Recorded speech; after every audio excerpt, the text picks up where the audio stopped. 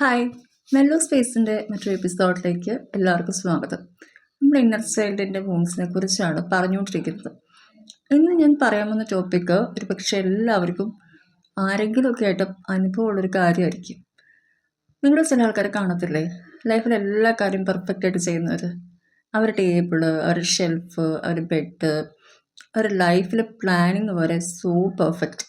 നമ്മൾ തന്നെ ആലോചിക്കും, ഷോ എന്താ ലൈഫല്ലേ പെർഫെക്റ്റ് ആയിട്ട്. പക്ഷേ ഇതിൽ ഭൂരിഭാഗം പേർക്കും ഒരു സ്റ്റോറി പറയാനുണ്ടാവും, കുഞ്ഞിലെ ലഭിച്ച ആ എക്സ്പീരിയൻസസിൻ്റെ സ്റ്റോറീസ്. ഫോർ എക്സാമ്പിൾ, നിങ്ങൾ നല്ലോണം ഒരു എക്സാമിന് പ്രിപ്പയർ ചെയ്തു ചെറുതായിരിക്കുമ്പോൾ. നിങ്ങൾ നിങ്ങളുടെ ബെസ്റ്റ് കൊടുത്തു, പക്ഷെ നല്ല കുറവ് മാർക്കാണ് നിങ്ങൾക്ക് അവിടെ ലഭിച്ചത്. നിങ്ങൾക്ക് എന്താ തോന്നുക? നിങ്ങളുടെ പാരൻസ് നിങ്ങളെ കൺസോൾ ചെയ്യിക്കും, ഇറ്റ്സ് ഓക്കെ മോനെ, അല്ലെ മോളെ, നീ ഇത്രയും ശ്രമിച്ചല്ലോ, പക്ഷെ എത്രയും മാർക്ക് കിട്ടിയല്ലോ എന്ന് പറഞ്ഞ് സമാധാനിപ്പിക്കുകയാണെങ്കിൽ നിങ്ങളുടെ മൈൻഡോടെ കൂളാവും.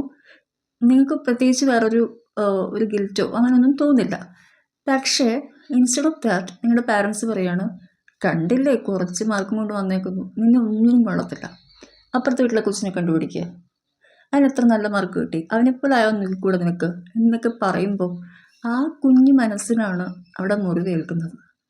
അവൻ വിചാരിക്കുന്നത്, എനിക്ക് സ്നേഹം കിട്ടണമെങ്കിൽ അല്ലെങ്കിൽ വാലിഡിറ്റി കിട്ടണമെങ്കിൽ ഞാൻ എല്ലാ കാര്യവും പെർഫെക്റ്റ് ആയിട്ട് ചെയ്യണം, അല്ലെങ്കിൽ ഞാൻ എക്സൽ ചെയ്യണം. ഇവിടെയാണ് ആ പെർഫെക്ഷനിസം ഒക്കെ സ്റ്റാർട്ട് ചെയ്യുന്നത്. പാരൻസ് എല്ലാ കാര്യത്തിനും ക്രിട്ടിസൈസ് ചെയ്യുകയാണ്. എന്ത് ചെയ്താലും അതിൻ്റെ കുറ്റവും കുറവുമാണ് കണ്ടുപിടിക്കുന്നത്. കുട്ടി എന്താ ചെയ്യുക? ഞാൻ ഇനിയെങ്കിലും കുറ്റവും കുറവും കണ്ടുപിടിക്കാൻ ഇട കൊടുക്കാതിരിക്കാൻ വേണ്ടിയിട്ട് അവൻ കാര്യങ്ങളെ കൂടുതൽ കൂടുതൽ പെർഫെക്റ്റ് ആക്കിക്കൊണ്ടിരിക്കും.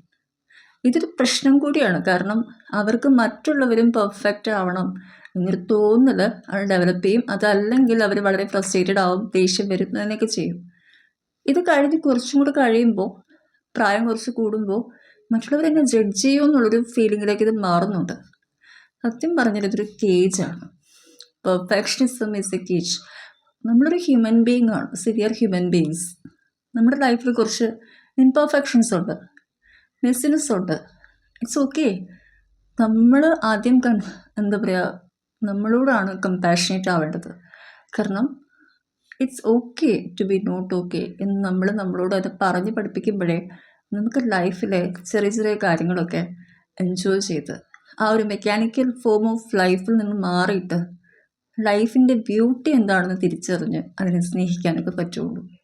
എന്നാലേ നമ്മുടെ ഉള്ളിൽ കിടക്കുന്ന ആ കുഞ്ഞിന് അവൻ്റെ കുട്ടിക്കാലം നമുക്ക് കൊടുക്കാൻ പറ്റിയില്ലെങ്കിലും ഇപ്പോഴെങ്കിലും അതിനെ റീപാരൻ്റ് ചെയ്ത് അതിന് സ്നേഹവും സന്തോഷവും കൊടുക്കാൻ നമുക്ക് പറ്റുള്ളൂ. ഓക്കെ, സോ മറ്റൊരു ഇൻഫോർമേറ്റീവ് വീഡിയോ ആയിട്ട് വീണ്ടും വരാം. Thank you so much.